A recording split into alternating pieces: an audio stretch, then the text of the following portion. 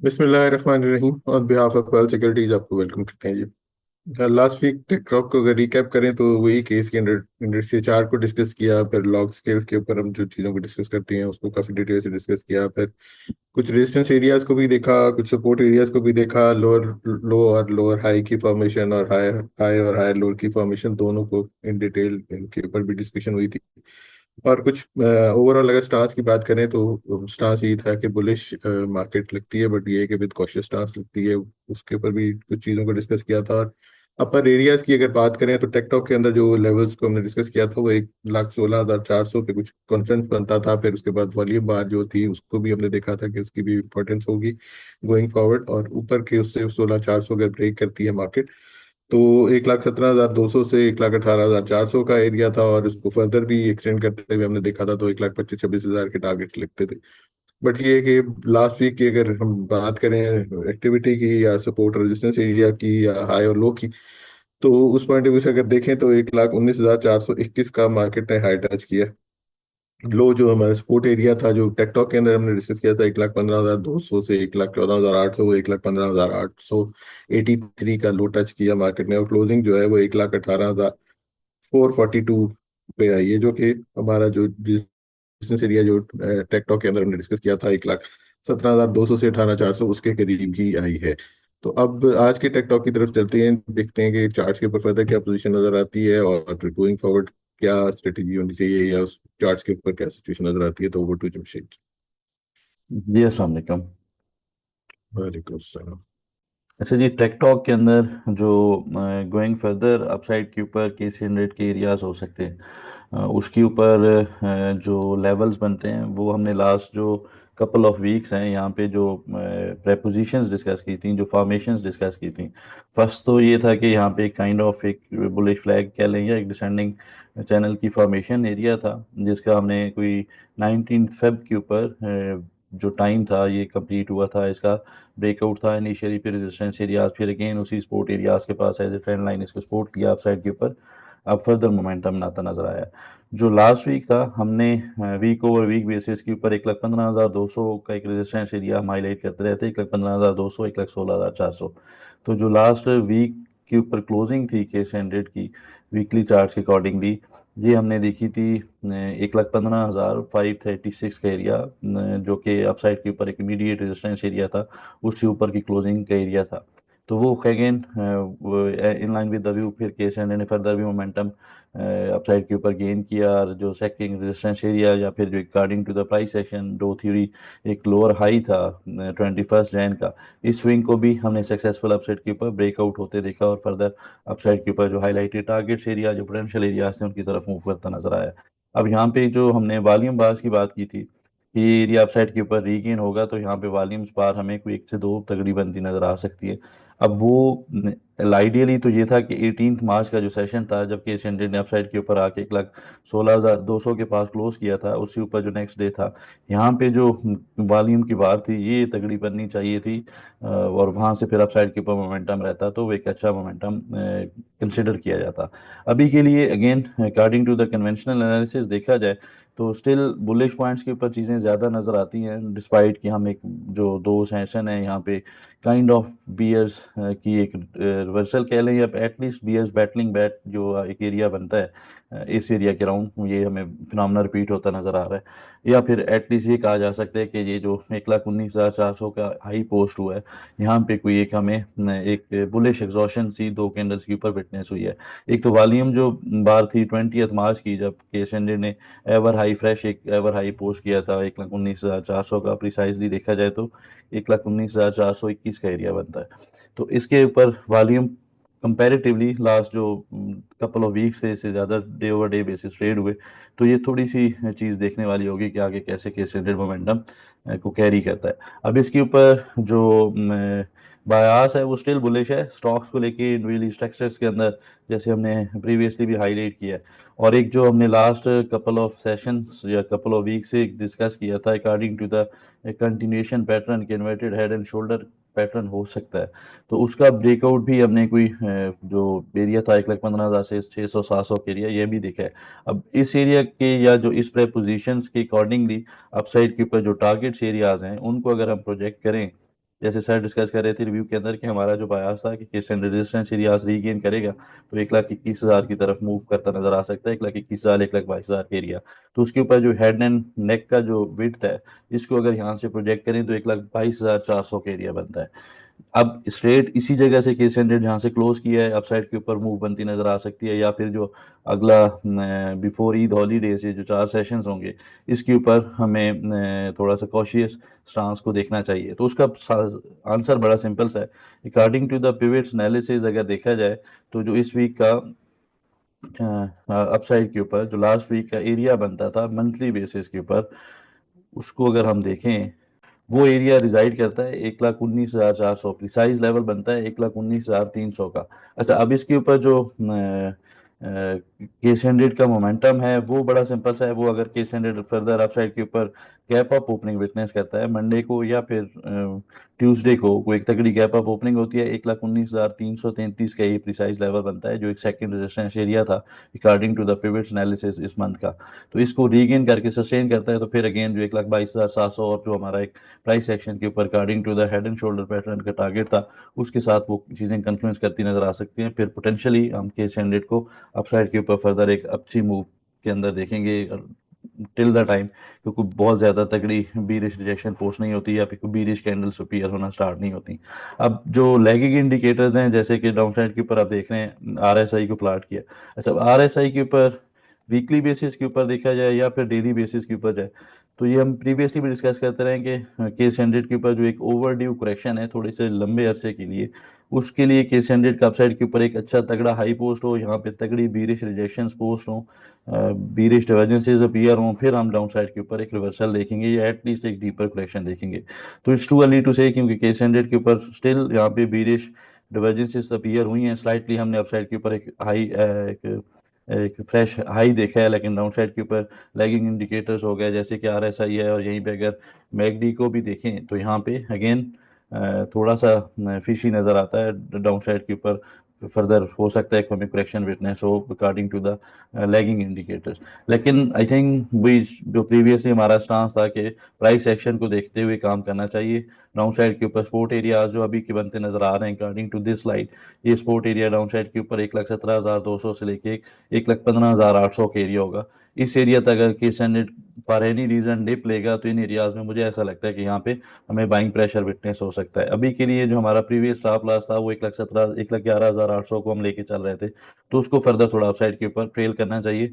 अभी के लिए 1,13,700 का एरिया फॉर एनी रीजन ये केस हंड्रेड को सस्टेन करना चाहिए, इसको डाउन साइड पे वायलेट नहीं करना चाहिए।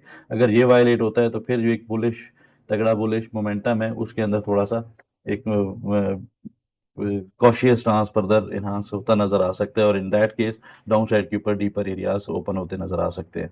तो समअप किया जाए, आगे के जो वीक्स हैं और जो आगे के सेशंस हैं उनके लिए ट्रेड एग्जीक्यूशन के लिए इस एरियाज को, तो आई थिंक डाउन साइड के ऊपर केस हंड्रेड अगर कोई अर्ली आवर्स के अंदर मंडे को या ट्यूसडे को गुड डिप लेता है स्पोर्ट एरियाज के पास आता है तो वहाँ पे आई थिंक बाइंग साइड के ऊपर सिलेक्टिव स्टॉक्स के अंदर स्टिल बाइंग साइड के ऊपर एंट्रीज को प्लान करना चाहिए। अपसाइड के ऊपर 1,19,400 का रेजिस्टेंस एरिया है, इसको देखें अगर ये रीगेन करके सस्टेन करता है तो वहाँ पे फिर स्टॉप लॉसेस को ट्रेल करते हुए पोजीशंस को होल्ड करना चाहिए। जी सर।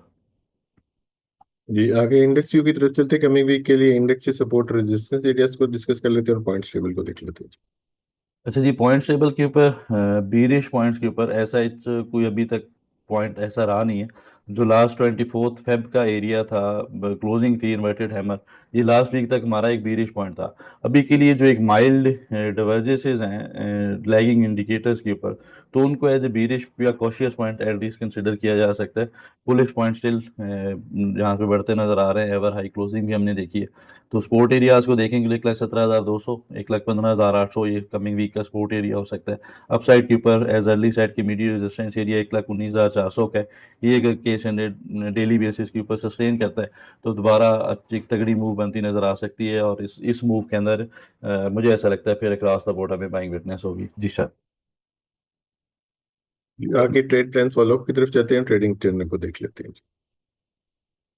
जी, ट्रेड प्लान्स के अंदर जो हमारी ओपन ट्रेड्स थी उनके अंदर जो स्टॉक्स ने टारगेट्स कंप्लीट किए फर्स्ट तो इसी मार्च के महीने की एनएमएल। अच्छा, एनएमएल के ऊपर जो हमारी लास्ट वीक तक ओपन ट्रेड थी इसने कोई 10-12% अपसाइड के ऊपर गेन पोस्ट किया था। और अभी इसने जो अपसाइड के ऊपर हाईलाइटेड टारगेट से कोई करंट मूव अराउंड 23% की है, 119 रुपये का इसका टारगेट बनता है। हमारा जो फर्स्ट हाईलाइटेड टारगेट था वो 117 रुपये 76 पैसे के पास इसने क्लोज किया है, कैप के ऊपर क्लोज किया है, कैप अब ओपनिंग मिल सकती है। जिसके पास होल्डिंग है तो थोड़ा सा वेट करना चाहिए प्रॉफिट टेकिंग के अंदर।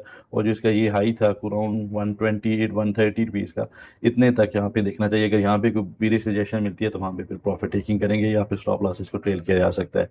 INL स्टिल ओपन ट्रेड है, इतनी तगड़ी मूव नहीं बनी। मैपल लीफ के ऊपर भी जो इनिशियली हाईलाइटेड टारगेट थे इस वीक के अंदर, जो इसका एक असेंडिंग चैनल की फॉर्मेशन थी, ये राइटअप था कि इसको जो रेजिस्टेंस एरियाज हैं अगर ये सस्टेन करता है तो फिर एटलीस्ट 61 रुपीज़ की तरफ मूव करेगा। तो इसने अपसाइड के ऊपर मूव स्टार्ट किया है, अपसाइड के ऊपर इनिशियली हाईलाइटेड टारगेट्स कंप्लीट किए, 61 रुपीज़ के पास ये हाई पोस्ट किया। अभी के लिए अगेन जो ओवरऑल जिस तरह परफॉर्मेंस रही है सीमेंट सेक्टर के अंदर, तो साइडवेज थोड़ा सा ट्रेड कर रहे हैं। स्टिल आई थिंक वो मेजर डिप्स के ऊपर बैंक साइड के ऊपर एंट्रीज को प्लान करना है। GGL ओपन ट्रेड है, स्पोर्ट फिलहाल को मिलती नजर आ रही है हाईलाइटेड स्पोर्ट के अंदर, लेकिन एक तगड़ी मूव फिलहाल इसके अंदर फिलहाल इतनी तगड़ी मूव मिलती नजर नहीं आई जो अगेन इस वीक के अंदर स्टॉक्स हाईलाइट किए थे। अच्छा, DGKC के ऊपर हमारी रिसेंट वीक बाय कॉल थी, इसके ऊपर हमारे एक तगड़े टारगेट्स कंप्लीट हुए थे, कुछ 28-30% इसने मूव की थी। अब इसके ऊपर जो इस दफ़ा का बयास जो प्रेपोजिशन डिस्कस की थी वीकली बेसिस के ऊपर, इसका एक अकॉर्डिंग टू द वाइकअप स्कीमेटिक्स या एक मल्टी बैगर पैटर्न जो हम हाईलाइट करते रहे, उसका एक मेजर एरिया है वीकली बेसिस के ऊपर, और ये वीकली चार्ट है DGKC का। इसका एक तगड़ा रेजिस्टेंस एरिया कह लें या फिर एक ब्रेकआउट की कंफर्मेशन का एरिया है 140-143 रुपीज़ का। तो ये अगर रीगेन होता है तो वहाँ पे इसके अंदर एक aggressive एक बुलिश मोमेंटम बनता नजर आ सकता है। तो स्टिल ओपन ट्रेड है, अभी तक लेवल्स ट्रिगर नहीं हुए, लेकिन सपोर्ट एरियाज के पास आता है तो बैंक साइड के ऊपर कंसिडर किया जा सकता है। अच्छा, यूनिटी के ऊपर ट्रेड ट्रिगर हुई है काफ़ी कंसोलिडेशन के बाद इसको अभी अपसाइड के ऊपर एक स्लाइट एक पुश मिला है। और जो रेजिस्टेंस एरियाज हैं उनके पास स्टिल फिलहाल आई थिंक उस तरह कोई इतनी अच्छी कोई एक मूव बनती नज़र नहीं आ रही। अगेन अगर ये 30 रुपीज़ के ऊपर सस्टेन करता है तो बाइक साइड के ऊपर एंट्रीज को प्लान किया जा सकता है। जो नेक्स्ट स्टॉक था ASL आशा स्टील, अच्छा इसके ऊपर भी बाइंग साइड के ऊपर स्टांस को हाईलाइट किया था। सपोर्ट एरियाज के पास इसने लो पोस्ट किया इंट्राडे बेसिस के ऊपर को 10% के अप्रॉक्सीमेटली 10% इसने अपसाइड के ऊपर मूव किया।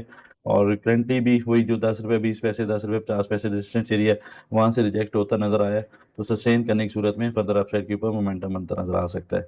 अच्छा, नेक्स्ट एक हमारी ओपन ट्रेड थी लास्ट मंथ की मुगल स्टील।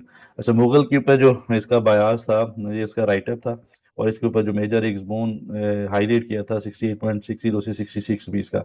तो इसने भी एग्जैक्ट प्रिसाइज वही लेवल्स आके ऑनर किए, 68.60 का ही लो पोस्ट किया, वहाँ से अपसाइड के ऊपर 11% को मूव स्टार्ट किया। और इसके ऊपर ये जो करंट कंसोलिडेशन है according to the PRZ potential reversal zone, ये अपसाइड के ऊपर एक तगड़ी मूव फिटनेस करा सकता है। तो इसको आई थिंक स्टॉप लॉस के साथ ट्रेल करना चाहिए। जी सर। जी, आगे क्यूरी सेक्शन की तरफ चलते हैं। जो क्यूरीज शॉर्टलिस्ट की हैं उनको आंसर कर लेते जी, क्यूरीज में फर्स्ट ऑफ ऑल जो स्टॉक है NRL नेशनल रिफाइनरी। अच्छा, ओवरऑल जो रिफाइनरी सेक्टर था ये लास्ट जो कुछ वीक से कंसोलिडेट या एक साइडवेज ट्रेड कर रहा था। अब इसके ऊपर जो हमारी लास्ट डिस्कशन थी वेबिनार के ऊपर, हमने ये हाईलाइट किया था कि ये डाउन साइड के ऊपर सपोर्ट एरियाज को अगर ऑनर करता है और अप साइड के ऊपर इमीडिएट बेसिस के ऊपर जो इसका रेजिस्टेंस एरिया था 251 252 रुपीज़ का डिसेंडिंग ट्रेंड लाइन का, इसको रीगेन करेगा तो एक अच्छी मूव बनती नजर आ सकती है। अब इसने मूव स्टार्ट भी की है, लेकिन जो लास्ट सेशन था यहाँ से जो एक रेजिस्टेंस एरिया अभी का बनता है 283 रुपीज़ का, यहाँ पे इसने प्रॉफिट टेकिंग विटनेस किया है। और डे ओवर डे बेसिस के ऊपर देखा जाए तो एक तगड़ा वेयर वैल्यू गैप तो जरूर बना है। और अगर ये डाउन साइड के ऊपर 263 257 इसके इमीडिएट सपोर्ट एरियाज हैं, इनको सस्टेन करता है तो फर्दर अप साइड के ऊपर मूव बनती नजर आ सकती है। तो आई थिंक इसको छोटे से स्टॉप लॉस बनता है इसका 251 रुपीज़ का। तो ये अगर सपोर्ट एरियाज के पास आता है तो यहाँ पे बाइंग साइड के ऊपर कंसिडर करना चाहिए। अच्छा जी, नेक्स्ट जो क्यूरी थी इस वीक के अंदर पाकिस्तान पेट्रोलियम। अच्छा, इसके ऊपर जो करंट स्ट्रक्चर है एक असेंडिंग चैनल मुझे रफ सा बनता नजर आ रहा है। इसके ऊपर जो इमीडिएट रेजिस्टेंस एरियाज हैं 196 199 रुपीज़ के, लाइकली है कि ये इनको रीगेन करे, लेकिन पॉसिबिलिटी ये इसके अंदर ये भी बनती नजर आ सकती है कि अगर ये इन एरियाज के पास आता है तो इस तरह करके क्विक टिप ले।